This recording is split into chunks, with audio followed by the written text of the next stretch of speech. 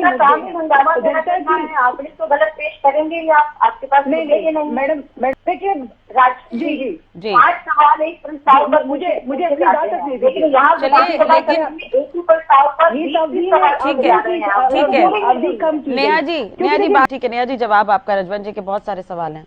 कोई भी नई टेक्नोलॉजी जब आती है तो उसको समाज में इम्प्लीमेंट करने में कुछ समय भी लगता है, और समाज शुरू में उस टेक्नोलॉजी को ज्यादा जल्दी से स्वीकृति भी नहीं देता है, स्वीकार भी नहीं करता है। ये हमने आज से नहीं, इतिहास में इसके बहुत से गवाह हैं। चार्ल्स डार्विन हो चाहे नेल्सन मंडेला हो, उनके विचारों को भी समाज ने बहुत इजीली एक्सेप्ट नहीं किया था। जब भी कोई समाज में नया विचार आता है, कोई भी बदलाव आता है, तो उसको इम्प्लीमेंटेशन में समय लगता है। इन लोगों के समय में क्या होता था कि लोग इनके पास में जाते थे, इनको राजा महाराजा जैसी फील आती थी। जब तक इनके दरबार में भीड़ जमा नहीं होती थी, तब तक लोगों के काम नहीं होते थे। तो वही जो नेताओं की जो भूमिका है, राजनेताओं की जो भूमिका है, वही ये भूमिका वापस चाहते हैं। तानाशाही वाली भूमिका ये वापस चाहते हैं। इनके दरबारों में भीड़ लगनी चाहिए। किसी चीज से ये बौखलाए हुए हैं कि अगर सभी चीजें ऑनलाइन होगी तो इनके दरबार में हाजिरी भरने वालों की संख्या कम हो जाएंगी। हम भाजपा के कार्यकर्ता हैं, हम सेवा करते हैं। काम तो आपका खत्म हुआ है। आपकी बात हो चुकी है, हमारे पास तो आज भी हमारे वर्कर आते हैं, आपके पास तो आपके वर्कर भी नहीं आते। आपके सीएससी के माध्यम से आपने अपना एक नया ढकोसला दिखाया हुआ है। अपने दफ्तरों में फैमिली आईडी, प्रॉपर्टी आईडी के नाम पर आप जनता को गुमराह करने का प्रयास करते हैं। असल में जनता रजवन जी सवाल का जवाब सुन लीजिए सर। आपने हरियाणा में जवाब सुन लीजिए। आपने जो आंकड़े बताए उस पर जवाब दे रही है नेहा जी। जवाब नहीं दे रही है, वो तो भूमिका समान विकास की तो बात ही नहीं। आरोप लगा रही है, जवाब दीजिए मैडम। रजवन जी आपने अपनी बात कह दी, अब बारी मेरी है, आराम से। ठीक है नेहा जी बात रखिए, उन्होंने बहुत सारे डाटा दिए हैं। हम भी विपक्ष में रहे हैं, हमने भी बहुत सम्मानजनक भूमिका निभाई है। तो जवाब के लिए बैठे हम। क्यों आप सुनेंगे क्यों नहीं? हम आपकी बात सुन रहे हैं तो आप भी सुनेंगे हमारी बात को। हमें भी बात रखने का अधिकार है। जितने सम्मान से आपको यहाँ पर बिठाया गया है, उतने सम्मान से मुझे भी यहाँ बिठाया गया है। नहीं जी, उन्होंने यही पूछा है कि पेंडिंग क्यों है, फसल बीमा की राशि अभी तक पेंडिंग क्यों है, क्यों नहीं दी गई। उन्होंने डाटा भी बताया है। जवाब दूंगी राजश्री जी। मैं इनकी बात सुन के केवल जो ये सुनना चाहते हैं उस बात का जवाब क्यों दूं? मैं इनकी पूरी बात का जवाब दूंगी। जब इन्होंने संपूर्ण बात रखी है तो मेरी बात का जवाब किसानों का मुआवजा क्यों नहीं मिला? देखिए आप पोर्टल के खिलाफ क्यों है? पूरी बात यही है कि आपको आपके दरबार में भीड़ चाहिए, आपको राजनीतिक माहौल चाहिए। जब हमारी सरकार ने डोर टू डोर जाकर घर बैठे ऑनलाइन मोबाइल पर काम शुरू कर दिया, तो आपको ये समस्या होगी कि जब लोग आपके दरबार तक चल के नहीं आएंगे तो लोगों के काम कैसे होंगे। हमने वो काम करना शुरू किया है तो आपको पोर्टल से आपत्ति हो गई है।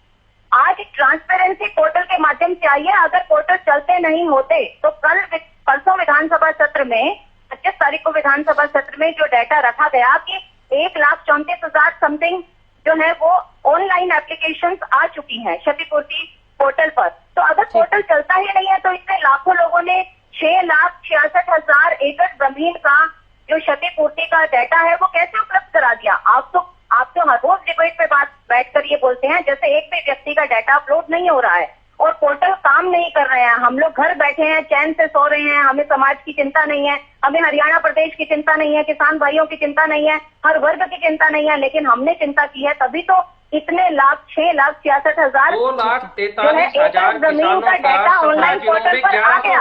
उनका इंटरनेट कैसे चला, उनको पोर्टल कैसे चलाने आया? आप चाहते ही नहीं है कि समाज जो है वो शिक्षित हो, वो आगे बढ़े, नई टेक्नोलॉजी के साथ चले और शिक्षित होगा संपूर्ण भारत देश में दूसरे जितने भी नेहा जी बाजरे पर जवाब दे दीजिए। नेहा जी आज का मुद्दा बाजरा रहने वाला है, बाजरे पर मेरा सवाल आपसे। देखिए मैं सिर्फ इनसे एक ही बात पूछना चाह रही हूँ, जितने भी पैनल पर पैनलिस्ट बैठे हैं वो अपनी सरकार का ब्यौरा ये दे दें, क्या उनकी सरकार के कार्यकाल में बाजरा एमएसपी पर कभी खरीदा गया?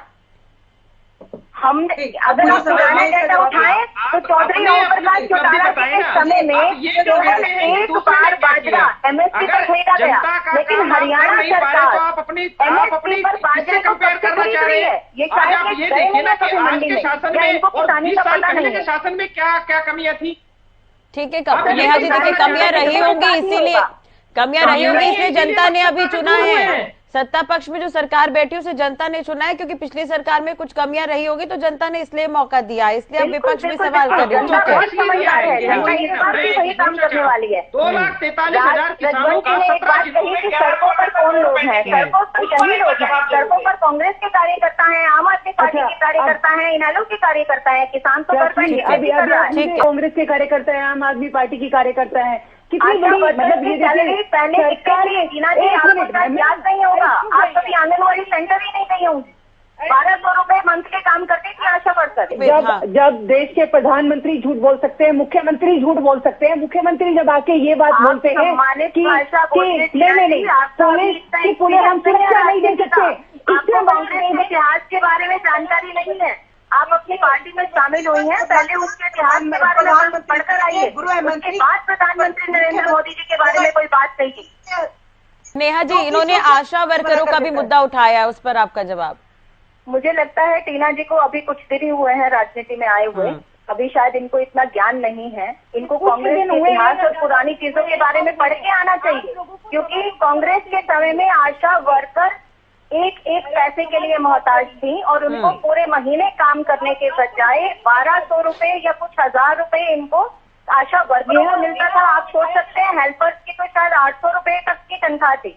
हमारी सरकार ने आने के बाद इनको 8,000 रुपए के प्लस इनको सैलरी तक पहुंचाया है। इतना बड़ा, ठीक है, उसके बावजूद उनकी नाराजगी नहीं दूर हो पाई है, उन्होंने हड़ताल की बात कही है। हाँ राजश्री जी, उम्मीद उसी से की जाती है जिससे उम्मीद पूरे होने की आशा हो, और आशा वर्कर्स को उम्मीद केवल और केवल भाजपा सरकार से है, इसीलिए वो हमसे आशा करते हैं और हम उनकी उम्मीद पर खरे उतरते हैं। जो भी मांग उनकी रहती है समाज में, जिसने भी भाजपा सरकार से उम्मीद की है उसको हमने पूरा किया है। जहाँ तक बात इन्होंने किसानों पर लाठीचार्ज की थी, तो टीना जी को मैं ये कहूंगी कि एक बार अपनी कांग्रेस की जो ठीक है नेहा जी, लेकिन मैं एक बार उनकी मांगों को रिपीट कर देती हूँ। एक मिनट टीना जी, आपने आशा वर्कर का मुद्दा उठाया है, मैं उन पर ही फैक्ट बता देती हूँ। नेहा जी, उनका कहना है आशा वर्करों का कि 12 साल हो गए हैं, उनके इंसेंटिव में कोई बढ़ोतरी नहीं की गई है। देखिए, आज उनकी तनख्वाह जो है लगभग 8,000 रुपए प्रति माह हो चुकी है। 1200 से 8,000 तक पहुंचना, हरियाणा पूरे प्रदेश की देखरेख करनी है, हर वर्ग की देखरेख करनी है। जो भी प्रक्रिया रहती है आप भी जानती हैं, मैनेजमेंट को आप भी जानती हैं। हाँ। किसी भी चीज को मैनेज करना है, हमें फंड्स मैनेज करने हैं ताकि अराजकता भी ना हो प्रदेश में, तो ये चरणबद्ध प्रक्रिया है। किसी की भी मांग हो सकती है, लेकिन उस पर विचार विमर्श होगा और उसके बाद उस पर जो भी उचित कार्रवाई होगी वो हरियाणा प्रदेश की सरकार करने में पीछे नहीं हटेगी। जो भी बेहतर स्थिति होगी उसको लागू करेंगे। लगातार घोटाला कर रहे हैं, लेकिन इससे कैसे निपटेंगे नेहा जी, इससे कैसे निपटेंगे? अभी आपने देखा पिछले दिनों लिपिक हड़ताल पर थे, अब आशा वर्कर्स भी हड़ताल पर हैं। देखिए, आप राजनीति की आप भी बहुत समझदार हैं, आप बहुत टाइम से इस फील्ड में हैं, आप जानती हैं कि किस तरह से राजनीतिक मुद्दों को उछाला जाता है और कुछ लोगों को एजेंडा के तहत इन लोगों के साथ मिलाकर आंदोलनों में बिठाया जाता है। मैं भी आशा वर्कर से मिलती हूँ, आप मेरी सोशल मीडिया पर जाकर देखें, शायद आपने देखा होगा, मैंने 450 आंगनवाड़ी सेंटर्स पूरे हरियाणा में विजिट किए हैं। मैं उनके बीच में बैठती हूँ। जब उनकी तनख्वाह बटी थी तो उन्होंने लड्डू बांटने के लिए मुझे बुलाया था और मेरा मुंह मीठा कराया था। आशा वर्कर कुछ भी हैं, लेकिन कुछ लोग ऐसे हैं जो इन मुद्दों में अपनी राजनीति को सिद्ध कर रहे हैं और वो नए नए उभर रहे हैं नेता बनकर, और उनकी राजनीति चमकाने के लिए किसी को भी थोड़ी सी अग्नि दे दें तो उसके बाद किसी भी मुद्दे को भड़काया बिल्कुल, और उम्मीद यही की जाती है कि काम ना रुके, क्योंकि जैसे कि लिपिकों ने हड़ताल की थी, बहुत सारे काम प्रभावित हुए थे, आम लोगों को भी दिक्कत हो रही थी। आशा वर्कर्स हड़ताल पर है तो आंगनबाड़ी का संचालन कहीं ना कहीं प्रभावित होगा, तो उम्मीद है कि जल्द से इस पर निष्कर्ष निकाला जाए। ठीक है टीना जी, मैं आपके किसी भी समस्या को निपटने के लिए उसको जो तत्काल सिचुएशन है उसके हिसाब से तो काम होता है, लेकिन उसके बाद की जो प्रक्रिया रहती है उसको देखते हुए भी कार्य किया जाता है। आज बिल्कुल ये बात मानने की है कि चाहे वो बाढ़ की स्थिति हो, चाहे वो बाजरे की फसल हो या अन्य फसलें हो जो किसानों को समस्या सामने आई है, उनकी सब फसलें खराब हुई हैं या नई फसल नई पौध लगाने के लिए जो समस्या अभी खड़ी होगी उनके सामने, इन सबसे निपटने के लिए सरकार उनके साथ से खड़ी है, लेकिन संयम रखना बहुत जरूरी है। जितने ये लोग यहाँ बैठकर पैनल में बात कर रहे हैं, ये तो जनता को भड़काने का और बरगलाने का काम कर रहे हैं, मिसगाइड कर रहे हैं, पता नहीं कहाँ से डाटा उठाकर लेकर आते हैं और बोलते हैं जैसे विधानसभा में किया गया। संयम रखना बहुत जरूरी है।